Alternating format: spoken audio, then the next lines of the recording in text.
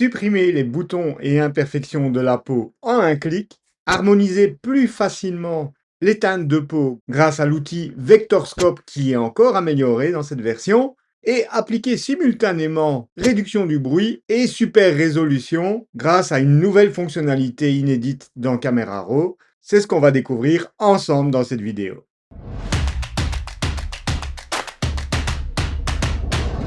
Bienvenue dans cette vidéo que je tourne depuis Londres et où je vais vous présenter les nouveautés de Camera Raw 18.5, nouveautés sorties donc au mois d'août 2026. Et si vous êtes allergique à l'IA et la génération d'images, j'ai une option qui devrait vous intéresser à la fin de cette vidéo.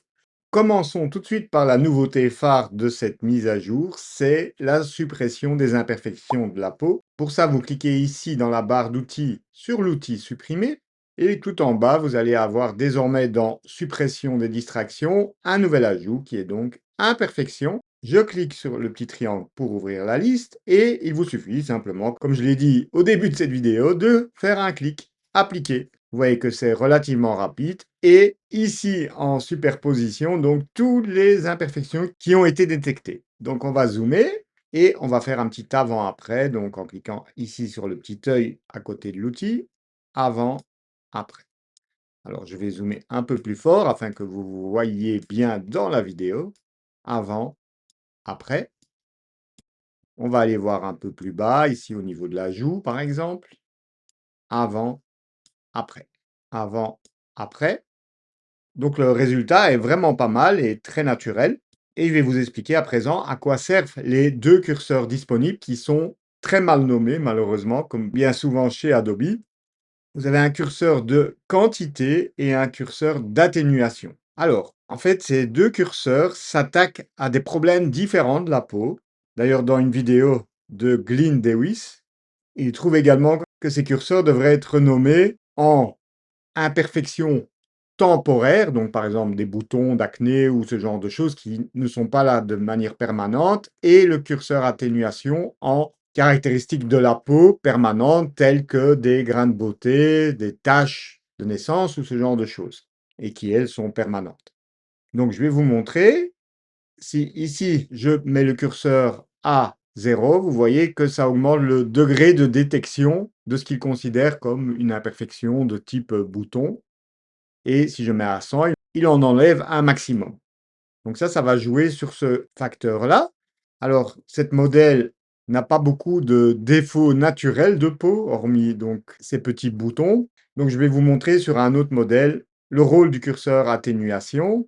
Donc je fais un clic droit pour la garder pour plus tard et je vous ouvre une autre photo de portrait. Vous voyez ici donc la jeune fille que j'ai photographiée pendant les bravades de Fréjus a des petites taches de beauté et ce genre de choses sur sa peau. Donc, on va aller également sur le bouton supprimer, imperfection et appliquer. Par défaut, le curseur atténuation, donc on va dire les imperfections permanentes, grains de beauté et compagnie, est à 50, c'est-à-dire qu'il a déjà eu une action. C'est pas à 0. Donc faites bien attention, il y a déjà une atténuation de ce qui pourrait être considéré comme défaut. J'aurais préféré qu'il soit à 0 afin qu'on ne risque pas d'effacer malencontreusement un grain de beauté que le ou la modèle voudrait conserver. Donc je vous conseille de le mettre à 0. Et là, donc, on va zoomer ensemble et voir par exemple ici son action sur ces taches de beauté, ici à gauche de son nez. Donc là, à 0, il n'a rien fait. Par défaut, vous voyez qu'il avait atténué à 50%. Et si je vais complètement à droite, vous voyez que là, ces taches de beauté ont complètement disparu. Donc, pour résumer, pour bien comprendre, quantité, c'est pour les petits boutons et ce genre d'imperfection, temporaire donc normalement, et atténuation, c'est plutôt pour les imperfections de peau qui sont permanentes. Et là, c'est à vous de juger, en fonction de ce que vous voulez ou votre modèle, conserver ou pas.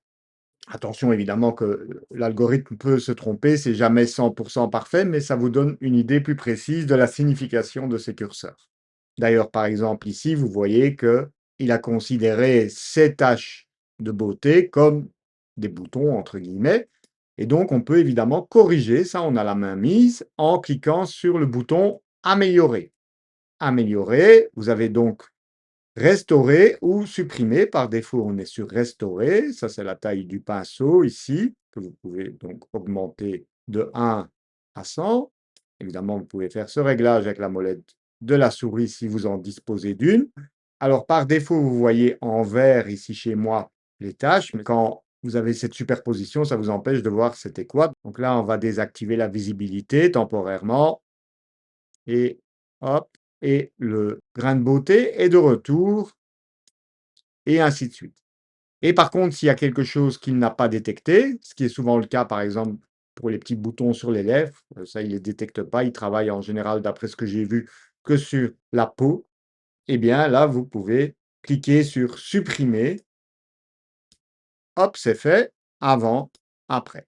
On va le faire également ici, hop, avant, après, et quand vous êtes satisfait, vous cliquez sur appliquer, et donc à présent, on peut voir l'effet global.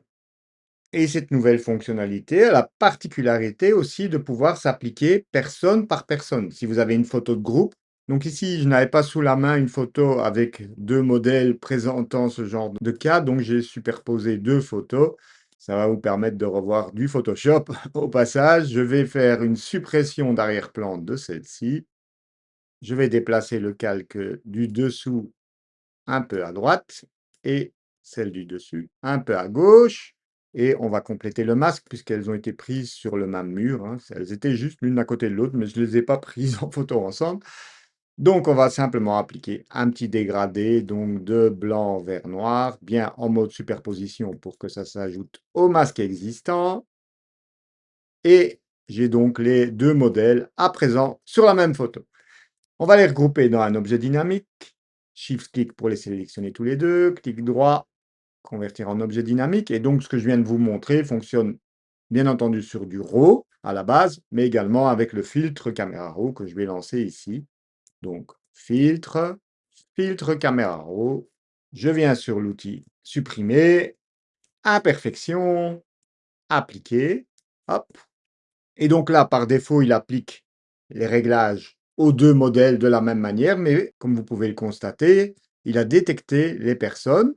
Et donc, si vous ne faites rien, il va appliquer le même réglage sur l'ensemble des personnes qui sont dans votre photo. Mais si maintenant je sélectionne la demoiselle de gauche, eh bien, je vais pouvoir agir différemment avant, après. Et donc, par exemple, elle, imaginons que je veuille supprimer plus de taches de beauté, etc.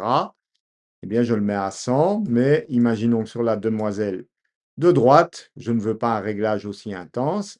Eh bien, je clique dessus, attention, et vous voyez que les réglages, du coup, peuvent être dissociés.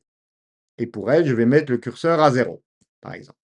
Donc, je trouve cette option particulièrement intéressante parce qu'elle va vous permettre de gagner pas mal de temps dans vos retouches. Alors, est-ce que c'est au niveau des outils de retouche automatiques tels que Retouch for Me ou Evoto AI? Pas vraiment, mais c'est quand même une amélioration déjà notable si vous êtes utilisateur uniquement de Photoshop ou même de Lightroom, puisque cette nouveauté va arriver dans les prochaines mises à jour de Lightroom et Lightroom classique. On revient sur notre premier modèle. La suppression des imperfections de la peau, c'est une belle chose, mais ça ne s'attaque finalement qu'à une des deux parties du problème lorsqu'on fait de la retouche de peau. Elle ne s'occupe finalement que de l'aspect texture, parce qu'en imperfection de peau, vous avez deux problèmes. C'est d'une part la texture, les boutons, etc., mais vous avez aussi souvent autour des boutons, soit de l'inflammation, donc la peau est plus rouge, et donc vous avez aussi un problème de couleur. Et ça, cette fonctionnalité ne le résout pas encore, en tout cas. Donc, il va falloir travailler comme dans Photoshop en séparation de fréquences, entre guillemets, pour ceux qui connaissent. Donc, d'une part, la texture, ça, on l'a fait ici avec cette nouvelle fonctionnalité. Mais ensuite, pour uniformiser la teinte de peau, il va falloir utiliser d'autres techniques, ce qui me permet d'introduire une des autres nouveautés de cette version 18.5, c'est l'amélioration du vectorscope. Donc, le vectorscope existe déjà depuis la version précédente, mais il a subi encore des améliorations. Pour le faire apparaître, petit rappel, il suffit de faire un clic droit ici au niveau de l'histogramme et vous cliquez sur Afficher le vectorscope. Pour synthétiser de manière plus simple, l'histogramme représente les tonalités, donc la lumière, dans votre image. Le vectorscope, lui, représente les couleurs. Et donc, pour par exemple ici uniformiser un petit peu la couleur de peau du menton, vous voyez qu'ici c'est un peu plus violacé par rapport à ici où la teinte est un peu plus orangée, eh bien je vais vous montrer comment on va utiliser le Vector Scope pour nous faciliter ce travail. Donc, on va venir peindre ici sur la zone qu'on veut retoucher. Donc, pour ça, je prends l'outil pinceau. Donc, je vais dans les masques. Hop, c'est l'outil forme dans Camera Raw, pinceau dans Lightroom. Contour progressif au maximum, pas de masquage. Et on vient comme ça délimiter la zone. Vous noterez au passage, si vous observez le vecteur scope, que là où il y a la croix ici dans mon pinceau, la croix se déplace également dans le vecteur scope en fonction donc des différentes teintes. Vous pouvez afficher le cône des couleurs de peau en faisant un clic droit, afficher l'indicateur de couleur de peau pour vous aider à vous situer dans la bonne zone de teinte de peau. Et là, on va utiliser donc pour uniformiser cette zone, j'appuie sur Y pour cacher la superposition en vert. Et donc, vous pouvez placer, ça existait déjà avant, des points de repère colorimétriques avec la pipette ici, tout en bas, raccourci S au passage. Et vous voyez qu'il y a une barre ici en haut qui apparaît. On va en placer un ici au niveau d'une zone de ton moyen de cette teinte de peau et un second sur une zone de peau de référence, celle qu'on voudrait obtenir. Donc, par exemple, voilà, ici.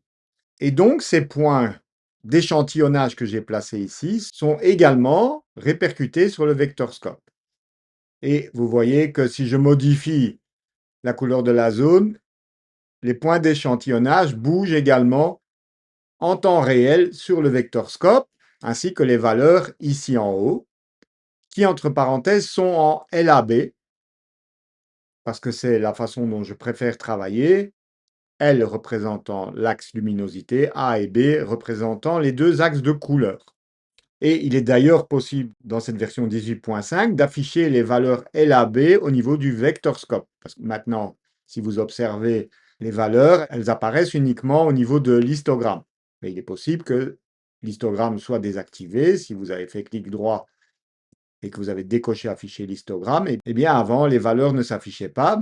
Là, on les voit en RVB actuellement, et je fais un clic droit, afficher les valeurs de couleur lap, hop, et du coup, maintenant, elles sont visibles également sur le vector scope. Et donc maintenant, pour uniformiser cette teinte de peau, le plus simple, ça va être d'utiliser l'outil couleur du point. Donc, je viens ici, dans mes réglages locaux, prendre l'outil couleur du point, j'active la pipette en cliquant dessus, et je vais cliquer non pas sur la couleur que je veux modifier, mais sur celle que je veux atteindre. Donc celle qui était au niveau de mon point d'échantillonnage de, hop, ici. Et maintenant, je viens ici sur le curseur variance, qui a pour rôle d'uniformiser si vous allez vers la gauche, ou d'encore accentuer plus la différence de teinte en allant vers la droite. Donc, vous l'avez compris, ici, on va vers la gauche. Alors, vous voyez qu'il y a une zone qui n'est pas encore prise en compte. Eh bien, c'est qu'il faut un petit peu élargir la gamme de teintes. Donc, ici, on a le curseur gamme de teintes. Il faut aller un peu plus, voilà, vers la gauche. Avant, après, on peut baisser un petit peu la saturation et ajuster ici encore manuellement la teinte pour la faire plus correspondante. Avant, après. Et donc, on voit maintenant que les valeurs LAB sont très proches, 14 et 17, ça c'est l'axe vert magenta, et 9 et 10 sur l'axe B bleu vert jaune. On peut compléter donc facilement en allant sur couleur, et donc on a ici l'axe magenta vert, donc il faut qu'il y ait un petit peu moins. Voilà. Et voilà, on a les mêmes valeurs, 17, 17, 11, 10, c'est très proche. Et donc, si je désactive globalement le masque, vous voyez, avant, on a réussi à uniformiser ces teintes de peau. Il suffit d'appuyer sur S pour enlever les pipettes d'échantillonnage ou rappuyer sur S pour les faire réapparaître. Le vector scope peut également être affiché différemment, c'est-à-dire que là, le rouge est en haut, alors que si vous allez dans les outils de color grading, par exemple, ici, vous voyez que là, le rouge est à droite. Eh bien, c'est donc possible, si vous préférez, cet affichage-là, en faisant clic droit, afficher le rouge à 3 heures, et hop, la roue va tourner de 90 degrés. Troisième des 4 nouveautés que je vais vous présenter dans cette vidéo, c'est la possibilité maintenant, depuis un clic droit, de créer un DNG. Donc la fonctionnalité est en anglais et s'appelle Render to DNG. Et donc elle est différente de la fonctionnalité d'export en DNG que vous pouvez retrouver ici depuis les 3 petits points, enregistrer l'image et enregistrer au format DNG. Parce que contrairement à cette autre option, eh bien, le résultat va être en fait un TIFF qui est encapsulé dans un DNG. Oui, je sais, ça paraît un peu bizarre, mais c'est comme ça que Adobe a voulu cette fonctionnalité. Eh bien, vous vous demandez avec justesse à quoi ça peut donc bien servir. Il y a plusieurs applications, je vais vous en donner une dans cette vidéo. Je réaliserai probablement une autre vidéo plus approfondie sur le sujet des DNG, puisqu'il y a pas mal de confusion autour de toutes ces nouvelles variantes de DNG disponibles dans Camera Raw et Lightroom classique. Eh bien, imaginons que je veuille à la fois appliquer de la super résolution à cette image, prise avec mon D7000, elle fait 16 millions de pixels, mais en supposant que je la recadre fortement, même si ce n'est pas ce que j'aurais fait ici, sur cette photo que j'ai prise en Toscane il y a déjà de nombreuses années. Voilà, je recadre comme ceci.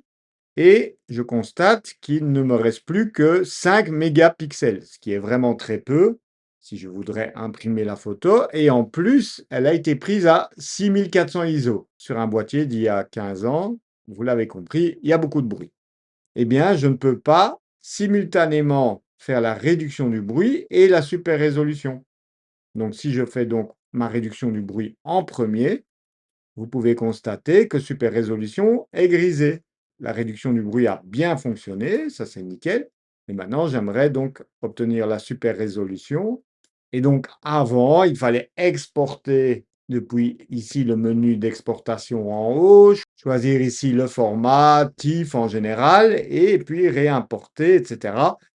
dans Photoshop. Bref, ça demandait pas mal de manipulation et vous quittiez forcément du coup Camera Raw. Alors que maintenant, vous faites un clic droit, Render to DNG, donc crée-moi finalement un TIFF encapsulé dans un DNG. D'ailleurs, il nous prévient que tous les réglages ne seront plus accessibles.